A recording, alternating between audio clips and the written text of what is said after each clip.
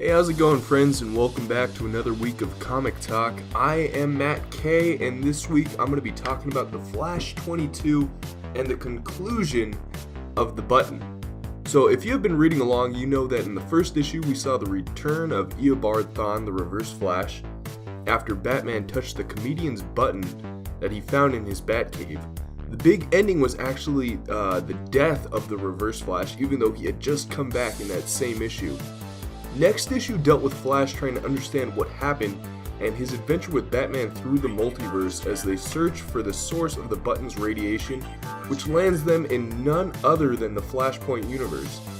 Issue after that, we see Batman react to a version of his father that survived and became the Batman of Flashpoint, and we see the subsequent destruction of this universe as well, with Bats and Flash barely making it out and finding themselves behind the Reverse Flash just moments before his death. Of course, you guys can always check out any of these issues on our channel, and I recommend it. This issue picks up with Flash and Batman currently racing after Thawne, with the villain stating all of the horrible things he plans to do with his power. He's able to lose the two with a sonic snap, breaking their cosmic treadmill before landing in front of the power source. As we saw all the way back in Batman 21, this does not go well for Thawne, as he sees, in his words, God himself, and is immediately destroyed. Our hero's plight is looking pretty miserable, as without the treadmill they are floating aimlessly, but a familiar voice keeps ushering for the Flash to say his name, which he does, which signals the return of Jay Garrick, the First Flash. Using his speed, Jay is able to grab onto the two heroes and rocket them out of the aimless space and back into the cave. Jay quickly explains his problem to Barry, but unlike the time with Wally, he can't remember him and save him, resulting in Jay disappearing, if you want to even call it that.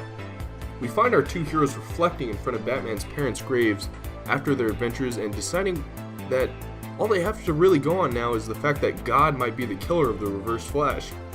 In the epilogue, we see a familiar blue hand pick up the Button, as a quote from the Watchmen explains how Dr. Manhattan is still affected by time. Also, the Button slowly turns into the Superman shield, which can be depicted in a number of different ways. Overall, this whole crossover, I was super hyped and ready to see what secrets our heroes would find out about the mystery of DC Rebirth, but in the end, all we got was the death of the Reverse Flash and like 3 pages of Jay Garrick. The heroes don't really know why Dr. Manhattan is behind this, and only we do. Only we're the only people that know Dr. Manhattan is a part of this. And it's kind of a bummer. I mean, the next time another piece will be added to the puzzle will be all the way in November when Doomsday Clock happens. As for the Button turning into the Superman shield, I think that's a visual analogy that Superman and Manhattan are two sides of the same coin, or in this case, Button.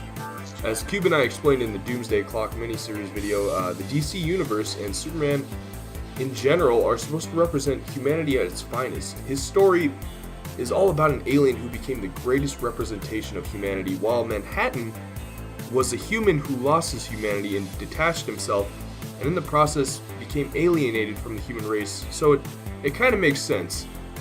But anyways, I think you guys get the point. Like always, if you guys have any questions, comments, concerns, anything to make the videos better, by all means, let us know. Once again, I'm Matt K, thanks for watching, and I will see you guys next time.